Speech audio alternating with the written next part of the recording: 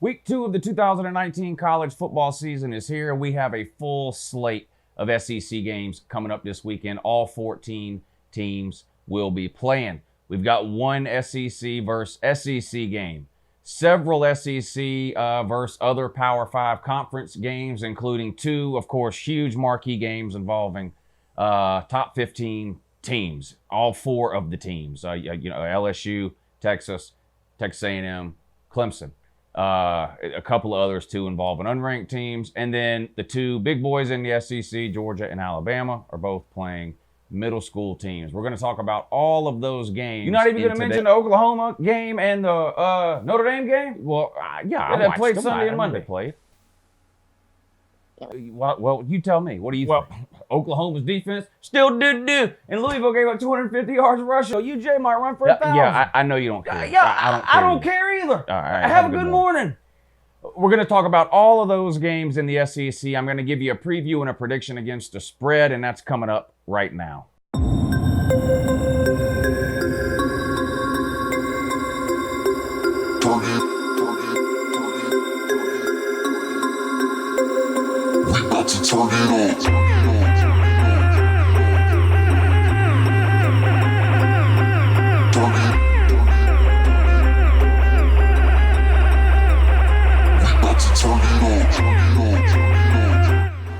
All right, here we go. We're going to run through these games in chronological order from the noon games to the 3:30 and the 4 o'clock games up through the primetime games at 7 and 7:30.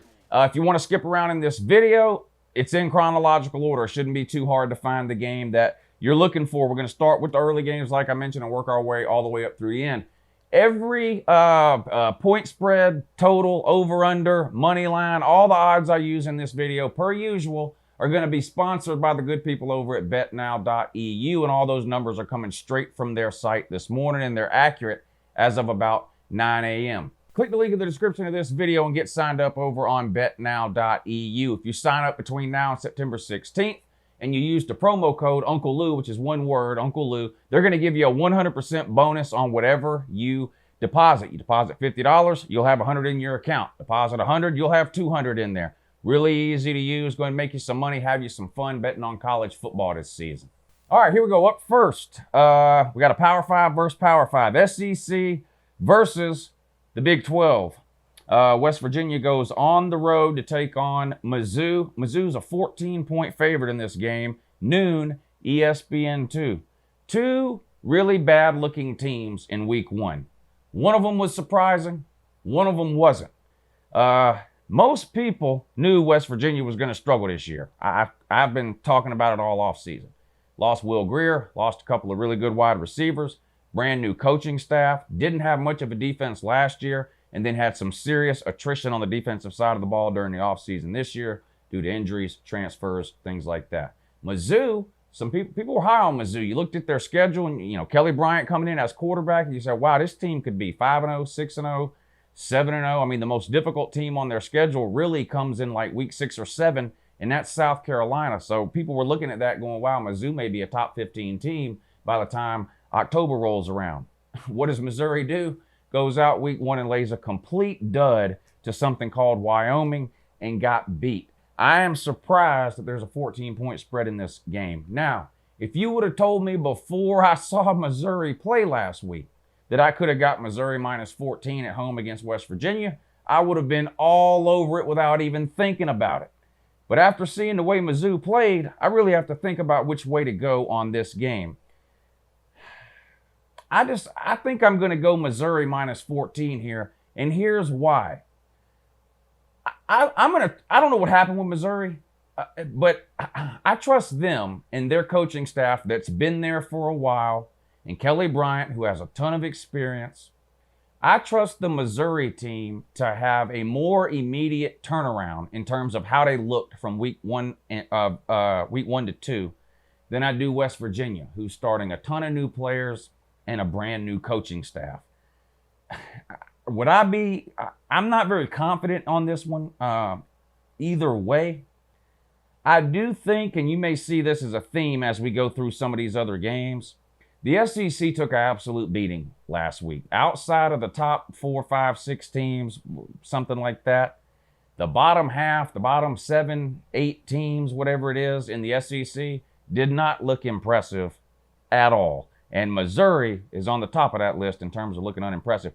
I think some of these point spreads are deflated this week because people are so down on the SEC after week 1. And I'm not gonna come on here and defend what some of these SEC teams did last week. I'm an SEC homer. I beat the SEC drum year round. What happened last week was absolutely unacceptable for the SEC. Some of the performances were just absolutely pitiful. I think some of these point spreads are a little bit too big of an adjustment, sort of an overreaction based on some of the things we saw last week. For that reason, I'm going to take Mizzou in this game and lay to 14. Charleston Southern on the road at South Carolina, also 12 o'clock. This one's on the SEC Network. Jake Bentley is out. Broken foot on, I guess, the last play of the game. Conspiracy theory going around that there's nothing wrong with him at all, and the coaches just want to play Ryan Helinski. I don't believe that for a minute. I don't think the coaches would pull a move like that. They're going to have the guy faking like he's walking around in a boot.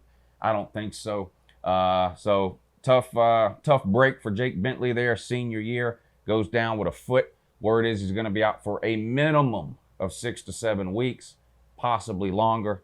If that thing doesn't heal right, he could potentially be done for the year, in which case I guess he could take a red shirt.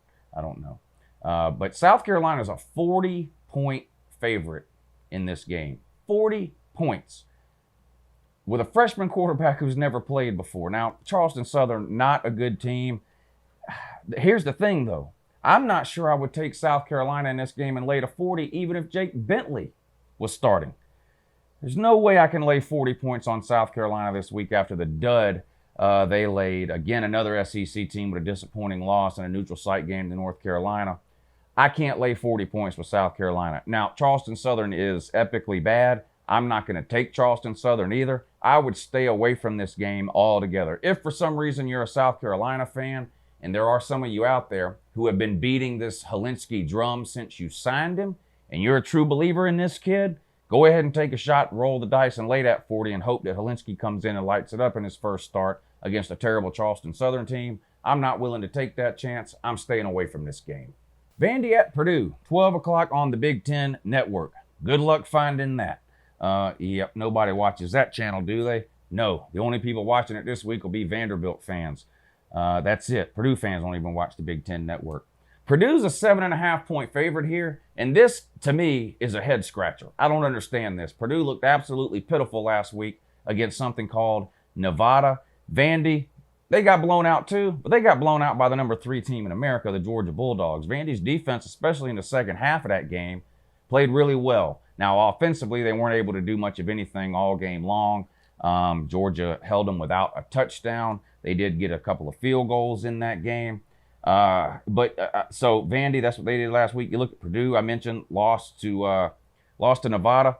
Vandy has a history in these non-con games, recently anyway, against the Power 5 of playing really, really well. 2 seasons ago, they beat Kansas State. Last year, of course, everyone remembers the game at Notre Dame, where really Vandy outplayed Notre Dame for 59 minutes of that game. They were winning. At the end, Notre Dame scored a touchdown to sort of come from behind and win. But Vandy, honestly, if you watch that game, Vandy looked like the better team during that game. Now, we know, obviously, Notre Dame was a much better team than Vandy last year. They went on to be 12-0 and make the college football playoff. I'm taking Vandy here in the 7.5. Again, if you'd have told me before the season I could get Vandy in 7.5, I would have taken it. Nothing I saw last week changes my mind. Purdue looked absolutely terrible. Outside of Rondale Moore, there is just not very much talent on that team. Now, Rondale Moore is really, really good, and Vandy better come up with a plan on how to slow him down. But breaking news, Purdue better come up with a plan on how to slow Keyshawn Vaughn down. Now, Georgia was able to do it. He got a couple of runs off on Georgia, but for the most part, we held him in check along with their top wide receiver, Kalijah Lipscomb, who I think will have a great game against Purdue, and their tight end, probably one of the best in the SEC, Jared Pinkney. I don't think Purdue's going to have answers for those guys on defense. Vandy's quarterback's got to play well in this game. He's got to have some time to throw the ball. He's a first-year starter there for Vandy, replacing Shermer from last year. Maybe Vandy loses this game. I don't see him losing it by more than 7.5, though. Give me the Commodores and the 7.5 points. All right, moving on to the afternoon games here, and we got Southern Miss on the road at Mississippi State. In-state rivalry, Sort of. These teams don't play all that often. I think they played 5 or 6 times like since 1988 when I looked it up. They're actually tied all time in the series 14-14, but Mississippi State has won the last 4 in a row. You got to go all the way back to 1988 to find the last time that Southern Miss won. So they've played 5 times since 1988 with Mississippi State winning the last 4. This one comes on 3:30 on the ESPN network, and Mississippi State is a 17-point favorite in this one. I'm going to take Mississippi State. I think Mississippi State is a team that's going to get progressively better this year on offense, and I'm still a believer in Mississippi State's defense. No matter what you think about Mississippi State and their new coach, and I'm not a huge fan of their new coach. I'm not sure he's going to work out long term. It may be a 3 or 4 year situation for him and they go a different direction. But no matter what you think about Mississippi State, they still had one of the best defenses in the SEC and in America last year. They did lose a lot of that talent, but I'm a believer in the Mississippi State defense. Even in 2019, I think their offense will get progressively better from week to week, and they're just a better team, in my opinion, than Southern Miss. I'm going to take the home team and lay the 17. All right, now one of the big ones, right? Coming up at 3:30 over on ABC, you got Texas A&M on the road at Clemson. Two opposite stories here coming out of week 1. Both teams played an early game. Clemson played, was it Thursday? In fact, maybe both these teams might have played Thursday, actually. Did Texas A&M play Thursday or Friday? I think it was Thursday they played. Anyway, it doesn't matter. Both had a couple extra days to prepare for this game. But you look at the last 2 games, yes, Clemson blew out Georgia Tech. The game was not close. But that's what you expected. Georgia Tech's a terrible team. They're turning that offense around. It's not going to happen in year 1 under Jeff Collins, moving from the triple option to trying to run a modern-day offense. You know Georgia Tech's going to be a terrible team. Travis Etienne looked like the best running back in America, or one of them. And Clemson's wide receivers made some amazing catches, which really made Trevor Lawrence's stats look better than they were. And they weren't that good to begin with, honestly. Trevor Lawrence did not have a good game. Now, let's just be honest here. I'm not a Trevor Lawrence hater. I've been a fan of Trevor Lawrence since he was in 9th grade. I think he's one of the best, if not the best, quarterbacks in all of college football. I think he would probably start for 10 or 15 NFL teams this coming weekend. That's how good I think he is. But the reality is he did not play well week 1. Now, maybe that's a good thing, right? When you're a team like Clemson, who went 15-0 last year, you come out in your first game, you win big. As a coaching staff, I think you want to have some areas that you can point at to your team and say, we got to get better here, here, here, and here. It's easy to just sort of coast along when you haven't lost a game since 2017 and you're the defending national champions from 2018. Could be a blessing in disguise here that Clemson struggled a little bit in certain areas on offense. Again, I'm not trying to say Clemson played a bad game, and they have one of the most talented offenses in America with Trevor Lawrence, Justin Ross, T. Higgins, Travis Etienne. I mean, they're just absolutely loaded.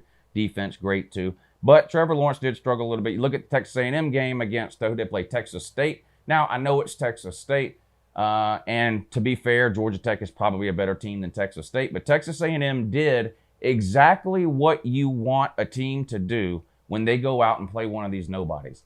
Everything Texas A&M did worked offensively. And on defense, they completely shut Texas State down. I mean, Texas State had a hard time gaining yards at all, much less getting first downs or points. Texas A&M does have to go on the road and play in Death Valley, which is never an easy thing to do. I think they catch a break here with this game being at 3:30. It's always more difficult, in my opinion, to play in an opposing team's stadium at 7 or 8 o'clock at night than it is at noon or 3 in the afternoon. Now, this isn't as bad as a noon game where the crowd is still asleep, but I still think a 3:30 game is better than a night game. This was one of Clemson's toughest tests from last year, came week 2 last year in Texas A&M. And, of course, that was when Clemson still had Kelly Bryant on the roster, and they were sort of doing the quarterback hokey-pokey thing, trying to figure out which direction they were going to go for the season. And, honestly, they almost let that game get away from them. Kelly Bryant sort of saved that game. Trevor Lawrence did not play well. That was his first road environment, though. So he's come a long way since that game last season at Texas A&M. I hope the Texas A&M fans aren't looking at Trevor Lawrence from last year's game and thinking that means anything about what they're going to see from Trevor Lawrence in this year's game. If you are, you're in for a rude awakening. With that being said, I think 17.5 points is too much here. I do agree Clemson is the better team both on paper and probably in reality. And it would be a shocker to me if Clemson lost this game. I predicted them to go 12-0. I still think they go 12-0, and I still think they probably win this game. I think it'll be closer than the 17.5, though. And if Trevor Lawrence struggles like he did last week, and Texas A&M can find a way to just slow down Travis Etienne, because you're not going to stop him, maybe keep him from hitting any of those home runs that, those 40, 50, 60-yard runs like we saw last week and all last season. Maybe take those away. Make Clemson earn their touchdowns through long drives. Don't give up any of those explosive plays, as the coaches like to call them. And Kellen Mond has got to have the best game of his career, period. There are times when you watch Kellen Mond and he looks like one of the best quarterbacks in America, and then he turns around and makes a boneheaded mistake or something. Consistency has been Kellen Mond's issue. But he's the most experienced quarterback in the SEC. He's got a ton of big, athletic, fast, strong wide receivers. And Texas A&M's running game surprised me last week. I know it was Texas State, but they lost Travion Williams. I don't think they have anybody on their team that's as good as Travion Williams, but they played a couple of different running backs, and I think they can probably get the same production on the ground this year that they got last year, although it won't come all from one person. I expect this to be a really, really good game, one for the ages maybe. I'm going to take the visiting team here. I hate to do that, but I'm going to take the visiting team. I'm going to take the Aggies and give me the 17.5 points. All right, you got New Mexico State at number 2, Bama, and Murray State at number 3, Georgia, both 4 o'clock. The Bama game's on the SEC Network. The Georgia game is on ESPN2. I'm not betting either one of these games. Bama's a 54.5 point favorite. That's just insane. Bama could win this game 80-0 if that's what they decide they want to do. Georgia, same thing. They're a 49 point favorite. I'll tell you this, it wouldn't make any sense to play Georgia at all. It would make some sense maybe to play Murray State here. If you watched Georgia play last week, you got to imagine Georgia's going to be up by, even to be conservative, let's say they're up 28-0 at halftime, okay, or 28-3 or something. It's going to be nothing but handoffs in the second half. I hate to say it. I hope I'm wrong. In my opinion, Georgia really needs to start developing their pass game. And this is the same thing I said last season, and I find myself saying it again this season. There's no question marks about Georgia's running game. None. Everyone knows what they're going to get when they play Georgia in terms of our running game. It's the best in America, in my opinion, okay? The question marks are on our passing. We don't have any experienced wide receivers outside of Tyler Simmons. Now, Cager's got some experience, but that was at Miami. D-Rob's got some experience, but that was at Cal. The rest of these guys are freshmen and sophomores who've never played. Just like last year, I'm of the opinion that early in the season, when you're up on all these teams by 20, 30, and 40 points, that's a pretty good time to work on things that aren't your strength. I don't really see how Georgia is improving by running the ball 45 times against Murray State. We know we can line up and run the ball against Murray State. We could run the same running play every single play of the game over and over and over and over again against Murray State and win this game by 28-0, 35, whatever. I'm not interested in seeing that. But unfortunately, that's what I've seen all of last year and the first game this year against Vandy. We played the entire third quarter against Vanderbilt with 1 pass attempt and 0 pass completions. I hope I'm wrong, but I expect more the same against Murray State. So for that reason, there's no way I would take Georgia and lay 49. If you want to take Murray State in the 49, be my guest. I'm not playing that game. Oh, here's an interesting one here. This game just got a whole lot more interesting after last weekend. BYU jumps on their bicycles, pedals east to Tennessee to take on a humiliated Tennessee Vols team. This game comes on 7 o'clock over on ESPN. Tennessee is a 3.5 point favorite in this one.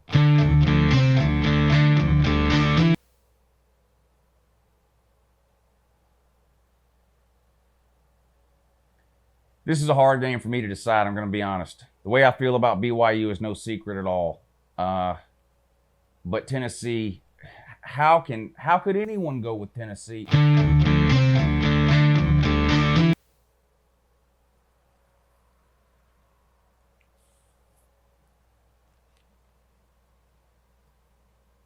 I mean, they just looked unmotivated. They looked like they didn't want to be there. Like the players didn't like the coaches didn't like the players. The players were playing for themselves instead of the team or the university. It was just really, really bad. How could you possibly take Tennessee in this game?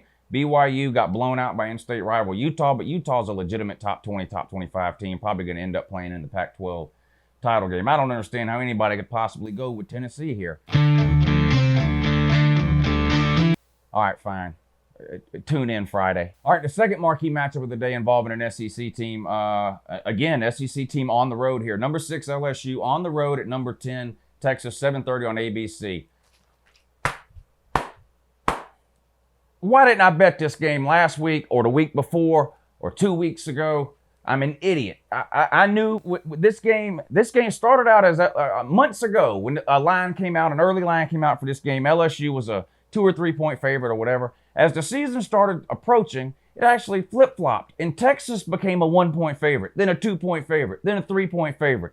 Then last weekend's games happened. Not that Texas looked disappointing. In fact, Texas looked just as good as I think everybody expected them to look. The problem is, for me, from betting purposes, LSU looked absolutely unbelievable on offense. And it's been forever and a day since we've seen that. Forever. And look at the line now. It has gone from a week ago, 2 weeks ago, you could get this game. You could, if you wanted to play LSU, you could get points. Texas was actually a 1, 2, 3 point favorite. It's flipped all the way around. LSU is now a 5.5 point favorite in this game. And guess what, Jack? That ain't nearly enough.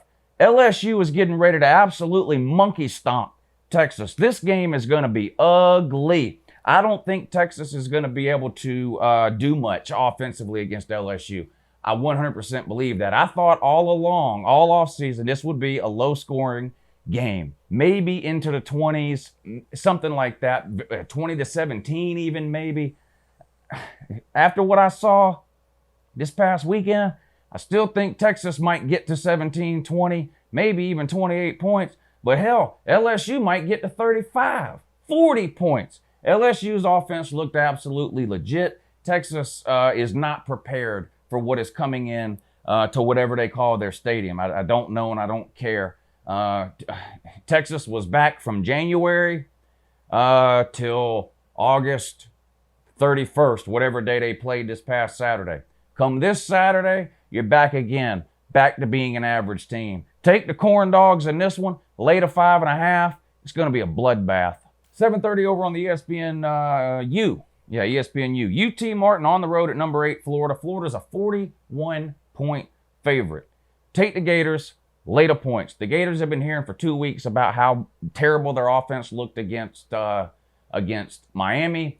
They've been hearing about how their defense couldn't tackle. I mean, really the only bright spot when you watch that game about Florida, 2 bright spots that I can think of about Florida when I watch that game, their defensive line and the ability to pressure the quarterback. Of course, they got 10 sacks. Now, to be fair, about half of those were Jaron Williams' fault with the running around.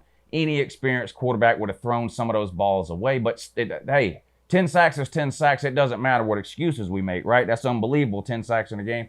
And Kadarius Toney. Kadarius Toney is, he just looks like a video game character. He's got every move you can think of. Triangle, square, circle, X, right trigger, left trigger, R2, L2. He's got every single one.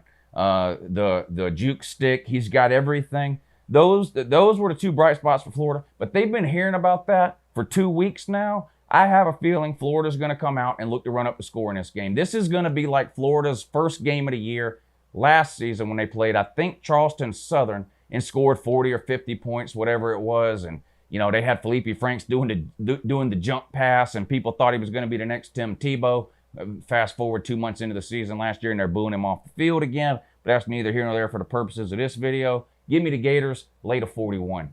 All right, Tulane on the road at Auburn. Auburn's an 18-point favorite, and this one's 7:30 on ESPN2. Auburn coming off an emotional last-minute win in a big game against Oregon this past weekend, which makes the Pac-12 something like 0-10 against ranked SEC teams since 2008. They haven't beat a ranked SEC team since that's pitiful. That's sad.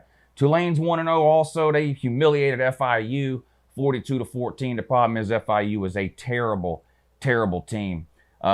Tulane last year lost to Ohio State by 43. They lost to Wake Forest. They lost to Houston by 31. Auburn's an 18-point favorite at home. The only thing that worries me about this game is an emotional letdown from Auburn. How quick did they put that Oregon game behind them and move on to focusing on this Tulane game? Because let's be real, we have seen some Gus Malzahn teams over the last couple of years struggle in some of these type of games. Now, I fully expect Auburn to win this game. 18 points is a tricky number. I could see Auburn winning this game, 28-10, 34-13, somewhere in that range. It could be on either side of that 18. Auburn's at home. It's their first home game of the year, with last week's game being a neutral site game. I think that's going to be the difference here. Give me the War Barning Tiger Eagles and Lady 18. All right, Eastern Michigan at Kentucky. Kentucky, another team that sort of underwhelmed in week one. They played a nobody, Toledo. You expected them to sort of come out and blow them out. At least I did. Now, they did end up covering the spread, but barely. And their offense, and Terry Wilson in particular, just really didn't look like they had taken as much of a step forward as I hoped and thought that maybe they would. With that being said, Eastern Michigan is an absolute dumpster fire of a team. Again, I think this 15 points is sort of a reflection and an overreaction of the general public's view of the SEC after what happened in week one, which again is inexcusable. It was an absolute mess. But give me Kentucky late of 15. All right, and the last game of the day gives us our only SEC versus SEC matchup of the day. This one comes on 7:30, SEC Network. The Arkansas Woo Pig Sueys go on the road to the probation-stricken Ole Miss Rebels. And speaking of Ole Miss, y'all seen Hugh Freeze in that Liberty game? You know, that Sunday school, college, Liberty or whatever it is, went out and hired this known cheater, this known fraud, Hugh Freeze as their head coach. Yeah. This dude coached that game from the press box in a hospital bed. Now, I've seen coaches, I remember Joe Paterno broke his foot or had knee surgery or something one time, and he had to sit in the press box for a little bit. And I don't know, maybe Urban Meyer, one of his fake made-up conditions that he had, maybe he had to do that a time or two. I have never in my life seen a college football head coach with one of those life alert things, press it, help, I'm in a hospital bed and I can't get to the stadium. And they have fire trucks and an ambulance come to this guy's house, Hugh Freeze, and load him up and hand deliver him to the press box so he can lay in a hospital bed. Listen to me. Listen. If you're so sick, if you're in such dire straits that you're confined to a hospital bed, stay home. Don't go. What is this? Never mind the fact that you're the head coach of Liberty, which, like I mentioned, is one of these Sunday school classes. Couldn't they lay hands on you and heal you? But nevertheless, this may be an interesting game here. Ole Miss is a 7-point favorite. They didn't look that good either. I mean, they couldn't run the ball last week, and it was pitiful. I think at halftime in that game, they had negative rushing yards. Just a piss-poor performance by Ole Miss. Now, Arkansas, you were disappointing too. You played Portland State. I mean, they're just a terrible team. You weren't dominant. You struggled a little in that game too. I'm going to use some of my same logic in this game that I used in the West Virginia-Missouri game at the beginning of this video when I said I trust Missouri more to improve from week 1 to week 2 than I do West Virginia, because Missouri's got a proven quarterback in Kelly Bryant, experienced coaching staff. West Virginia, brand new coaching staff, lost all their pieces from last year. Year 2, Chad Morris. I've been a believer in Chad Morris since Arkansas hired him. Now, I said it was going to take 2 or 3 years for them to do anything relevant because the roster was in such bad shape. But I trust the coaching staff right now at Arkansas more to improve from what I saw week 1 to week 2 than I do Ole Miss. I hate that this game is on the road. That does matter in the SEC, even in a podunk stadium like Ole Miss. I mean, yeah, you got the Grove. You're better off just staying there and listening to the game on the radio or watching it on a TV in the parking lot than you are going in to that stadium there. It's nothing to see. It looks like 100 different Georgia high school football stadiums that you can see any day of the week here. I'm going to go with the Arkansas Wig Poo Sueys, or whatever it is, Sue Woo Pooies, whatever it is. Give me Arkansas and the 7 points in that. All right, that's going to wrap up the preview and predictions for this week's SEC games. Don't forget to tune in this Friday for a special hype and hate video, Tennessee versus BYU. That's right, I'll have that uploaded this Friday. Tomorrow, Wednesday, I will preview all the top 25 games that we didn't mention today. So all the top 25 games except the SEC ones, because we just did those. Then on Thursday, I'll have another set of preview and predictions for you on all the other games that are of interest to me that didn't fit into the Tuesday or Wednesday video. So they're not SEC teams, they're not ranked, but they're still interesting to me for one reason or another. Like Miami and FSG.